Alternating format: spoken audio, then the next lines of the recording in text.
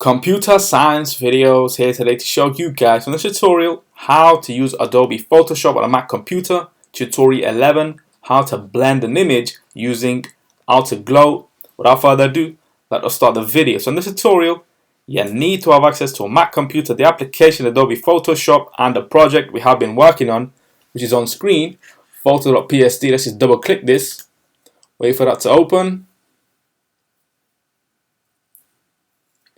And now we have an image on screen within the project called image copy. Let's just go to the layer, right click, blending options, and it's very easy to use the blending options via the outer glow. If we click on outer glow, as you can see, we have now added the outer glow to the image.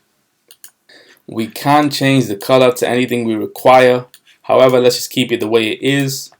And we can change the size of the outer glow if we require. Let's just click on OK. And so, Command S to save. Quit Photoshop.